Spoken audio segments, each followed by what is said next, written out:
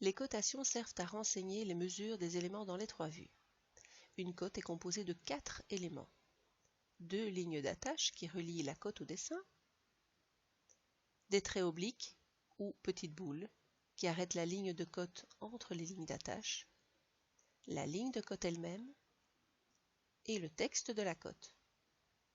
Les cotes doivent être claires, précises et complètes.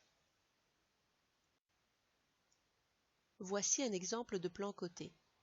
Remarquez que le plan aura des cotes de largeur et des cotes de profondeur.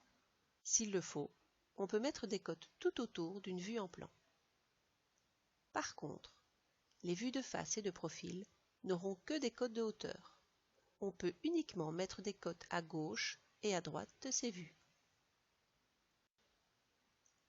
Remarquez que les cotations de détail sont situées le plus près des vues. Elles doivent cependant être suffisamment mises à l'écart pour ne pas se coller aux vues. Plus les cotes sont grandes, plus elles sont éloignées des vues. S'il le faut, on peut faire 2, 3 ou 4 niveaux de cotes.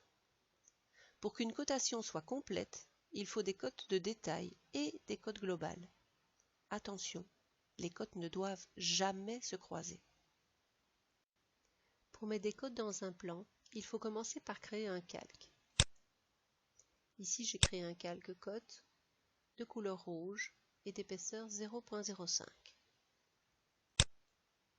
Je mets ce calque en calque courant pour pouvoir dessiner dessus tout de suite. Quand je clique sur l'onglet Annoter, j'ai mon ruban avec les cotations et les textes qui s'affichent.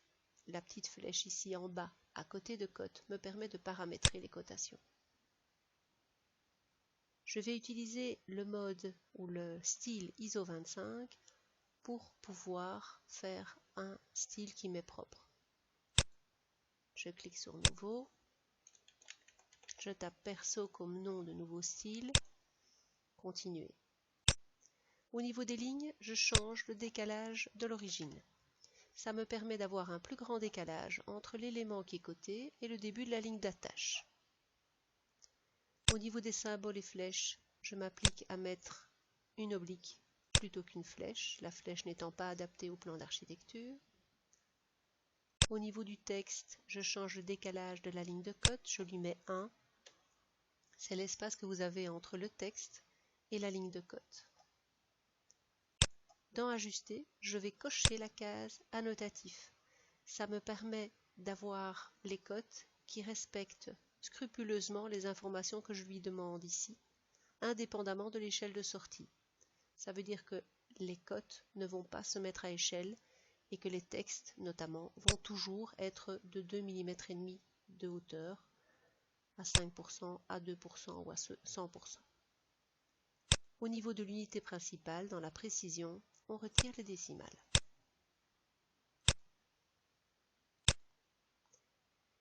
Le nouveau style de cote perso est actif et donc je vais pouvoir commencer à faire mes cotes. J'active l'accrochage aux objets avant de commencer pour pouvoir avoir un travail précis. Ici dans cette icône, c'est une icône déroulante qui me permet d'avoir des cotations linéaires, alignées, angulaires, rayons ou diamètre. Je vais utiliser les cotes linéaires. Pour faire une cote, je clique simplement 2 points et je tire la cote. Si le texte est tout petit, ne vous inquiétez pas, dans l'espace objet, il fera bien référence au style de cote qu'on lui a imposé. Je reclique sur Dimension, je fais une cote plus petite et je tire la cote. Pour continuer une cote dans la même ligne, je clique sur Continuer et je sélectionne à ce moment-là juste un point pour continuer la cote. Enter pour terminer. Je vais faire les dimensions de largeur de la même manière. Je clique les 2 points extrêmes, je tire la cote pour faire les cotes globales. Ensuite, je reprends en dimension. Je vais faire cette cote-ci qui est plus précise, plus petite. Et je clique sur Continuer. Enter. Je peux aller éditer une cote. Ici, j'ai 3 éléments de 40 qui me font une mesure de 120. En double-cliquant sur une cote, je peux aller l'éditer et marquer par exemple 3 x 40.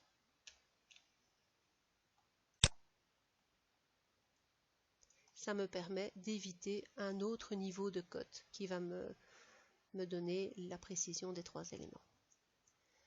Pour coter un cercle, je vais simplement sur le diamètre, je clique sur le cercle et je tire la cote. Pour donner la position de ce cercle, en général, on donne toujours des cotes par rapport au centre d'un cercle. Et je tire la cote.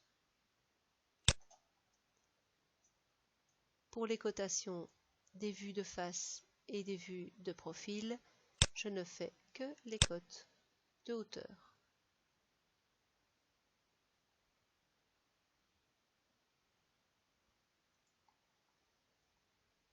Ainsi, je fais les cotes de tous mes éléments et de tous les petits détails. Il n'est pas nécessaire de mettre les vues de face et les vues de gauche pleines de cotes. Si je cote correctement la vue de face, en principe, il doit y avoir très peu de cotation dans la vue de gauche.